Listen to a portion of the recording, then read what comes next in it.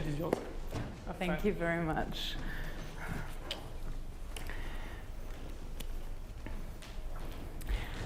Some people are born entrepreneurs.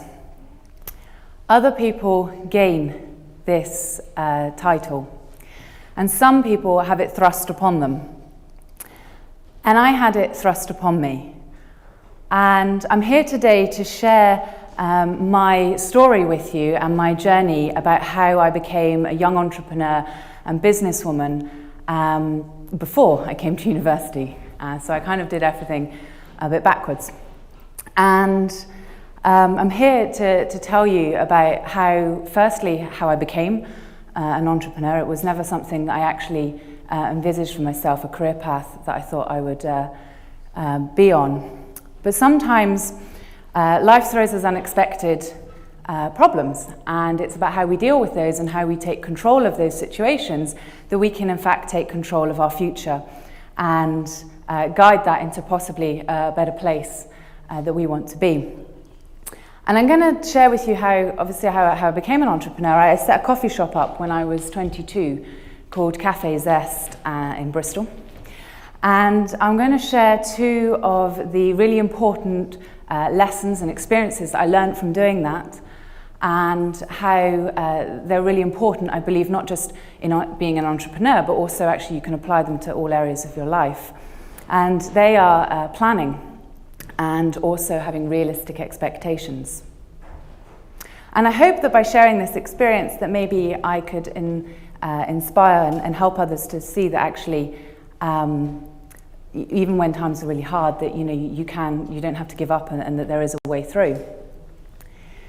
So 10 years ago, if you had told me that I would be here sharing an experience of being an entrepreneur, I wouldn't have believed you. And 6 years ago, if you told me that I was going to be here as a graduate talking to you about being an entrepreneur, I wouldn't have believed you. It's been an incredible journey. And when I was younger, when I was a teenager, I wanted to work in the theatre. And I was studying that at A-levels. And I was also in a relationship with a man who I thought that I could share my future with and that I could build a future with. And I thought we had the same sort of values, and before I turned 20, I got married. It's a bit unusual, but I come from a family with quite strong family values, and that's very important to me. And 2 years after that, just after we got married, we co-signed a lease on a business. And he set up a small catering company, and that was sort of what he carried on doing. And about 2 years after that, he walked away from the business. And he walked away leaving incredible debts, sort of tens of thousands of pounds. And the really hard bit is that you think that you know someone. No matter how well you think you know somebody, I can guarantee you that they can always surprise you, and you never really know somebody as well as you think you do. And more importantly, you're never really sure of how, what people are capable of doing. And I was 22 years old, and I had to grow up really, really quickly. And it started with letters arriving, demanding money. And they were from banks, and they were from loan companies, and they were from debt collection companies. And then I started receiving phone calls from people, and they were quite threatening phone calls, and they were from banks, high street banks, people that wanted to find out where he was, and they wanted information. And being at that age and being that young and that vulnerable, and you've got this quite an aggressive force coming towards you, it really is quite a scary experience. And I don't really know how to explain to you how lonely that can feel. So you sit there, and it's quite an emotional experience, and you think, I remember being sat in the shop, and I remember thinking, how on earth did it get to this? How did I get to this point here? And whilst all of this was going on, I did have this sense of responsibility, because at the end of the day, I had co-signed on the lease. And when you're in a relationship with somebody, and I believed in that relationship, and I believed in him, and I believed in us. And at the same time, the lease was signed when we signed it in a joint and several capacity. And that basically means that if there's arrears or money owed, then they can come after me, they could go after him, or they could go after both of us. And because I was cooperating at the time and trying to sort the situation out, the landlords decided that they would pursue me and take legal action against me for the money. And you kind of realise that I realised I only had two options, and I could declare bankruptcy or I could pay back the money. The problem was that I had no money, and I was too proud and I didn't want to go bankrupt. And then I thought that possibly there was a third solution, that I could make the money.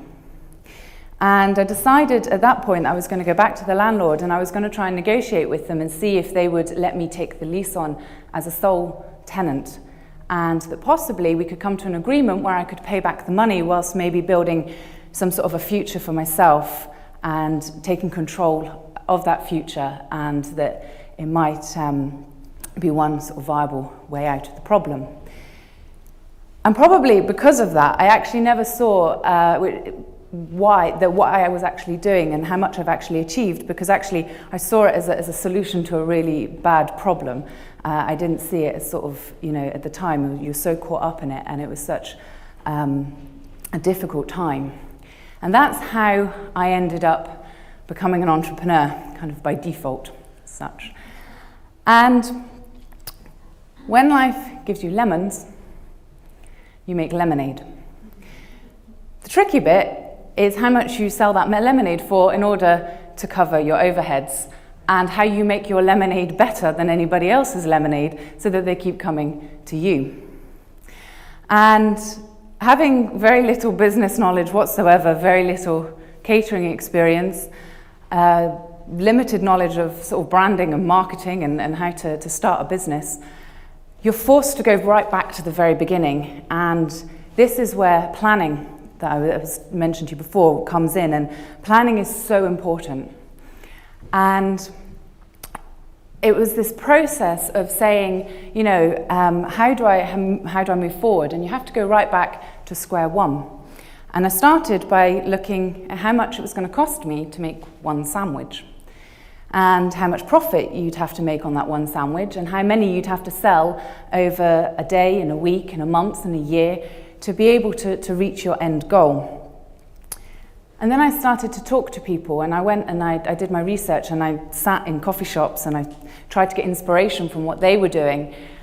And then you start to talk to other local businesses, and then you talk to other people that are local suppliers.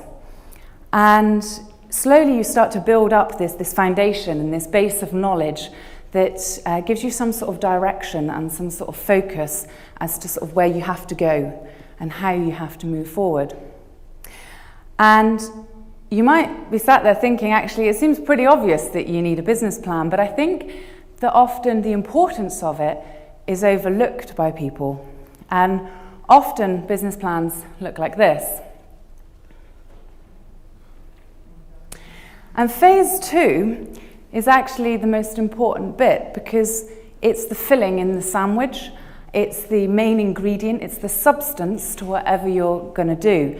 And often we can have big ideas and they come from the heart, but actually business needs to come from the head, and you need to cut the emotion out of it. And it's very much like the saying, you have problem, solution, benefit. Well, you can't get to the benefit unless you have a solution. And it has to be a viable solution. And so, working from that basis, I decided to start off on a very, very small scale. In fact, I was actually so scared at the beginning of failure that I didn't employ any staff. And I used to bully my brother to come in and try and sort of clear tables for me, and rope his friends in to come out and help me out at the time. Because by committing to something like that, it made it very real. And you have so many responsibilities. And one of the things with planning is that you can have the basis and you can know exactly where you're going to go, but it doesn't actually prepare you for some of life's everyday events. I was going to share a few anecdotes with you. And sometimes throughout the 3-year period that I had the business, you really don't know whether to laugh or to cry. And I realised how vulnerable I was when one day I had a customer come into the shop, and it was a middle-aged guy, and he walked up and it was quite busy. It was at lunchtime, and he said, "I want to speak to the manager, I'm making a complaint." And your heart stops and you think, why did he have to come in right now when you've got a queue of people? And I took him to one side and I asked him what was wrong. And he said, "I came in yesterday and I bought 4 jacket potatoes and I came back to complain. And the guy who served me and I spoke to told me to come back today to speak to the owner, to the manager, between 1 and 2 o'clock. And alarm bells started to go off, and you think, so this guy basically wants me to hand him money out of the till. And I said to him, "I'm really sorry, I'm not too sure who you spoke to, because I didn't have any guys working for me at the time." And I said, "I'm actually the owner and the manager, and I was here yesterday." And this guy drew himself up to his full height and he said, "Are you calling me a liar?" And you suddenly think, okay, I don't quite know what to do.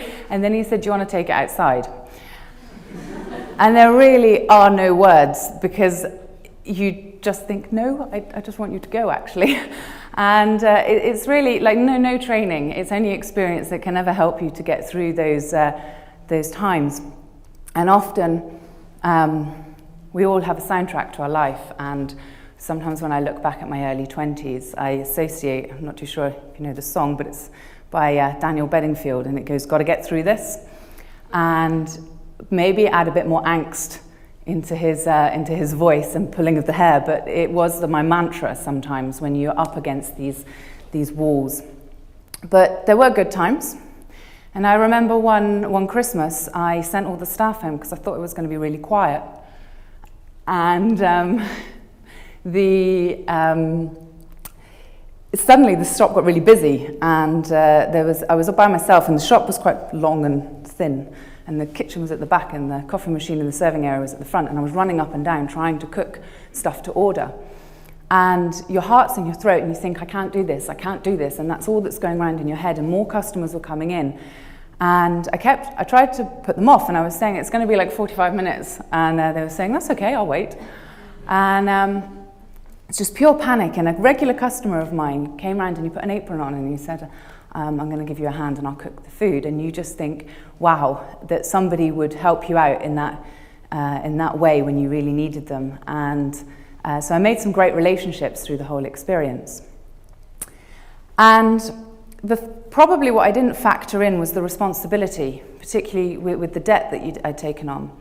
And the problem is you worry when the shop's too quiet, and then you get stressed when it's too busy, and you're the first one there and you're the last one there, and it can be incredibly lonely.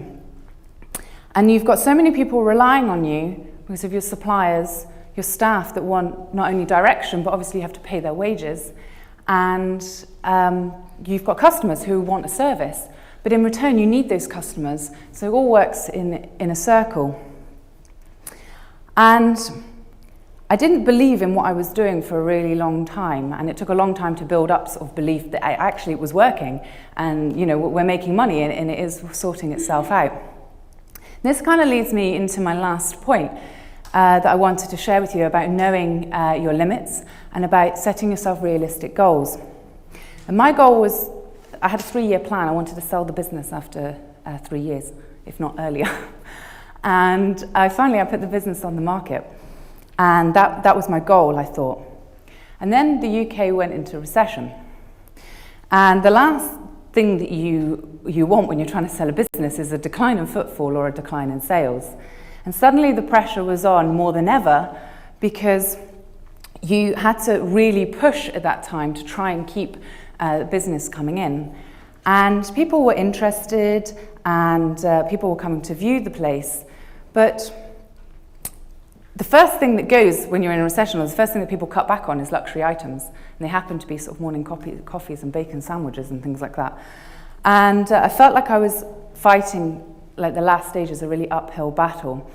And so we got an offer that came in, and the shop went through to completion. And then I accepted my place here at Westminster University. And then the buyer pulled out. and this was about in the August, and I was supposed to be at university in the October. And I got quite sick, and I ended up in hospital. And the reason that I was sharing this particular moment with you is because you can never plan for what life throws at you, but you have to be able to factor it in. Life loves throwing curveballs, and you need to be able to incorporate them into the plan and manage those at the same time. And when I started this, I think the biggest problem that I had looking back now was that my goal was too high. And I think often we set ourselves these unrealistic dreams. And actually, it's all the small steps that you take to get towards that end goal that are actually the really important ones, and the ones that you should be rewarding yourself for along the way. And I didn't do that, and I constantly felt like I was failing when actually I was taking these steps towards that end goal. And it's all about the little steps. And I just wanted to leave you with a summary of this, that making a plan is really important.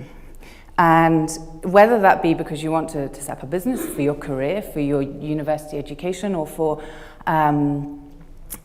your life. But you have to break that up with small, manageable and realistic and achievable goals so that you feel that you're actually making some progress. And you also need to keep the people that care about you really close to you, because they're the ones that believe in you, and they're the ones that will keep you positive. Because there's a lot of people out there that are quite negative and that will pull you down. And essentially though, the whole process, taking control of your future, it starts with you, and it starts with you believing in yourself. And I just finally like to close by sharing a quote with you by an author called Leo Buscaglia. And I actually saw it in another TEDx talk that I watched when I was preparing for this, and the words really meant something. And he wrote, "The person who risks nothing, does nothing, has nothing, is nothing, and becomes nothing. He may avoid suffering and sorrow, but he simply cannot learn and feel and change and grow and live and love." And whilst it was a roller coaster of a journey, and it was a bit of a love-hate relationship, I wouldn't change any of it for the world, because it's made me who I am today. And I certainly learnt from my experience. Thank you.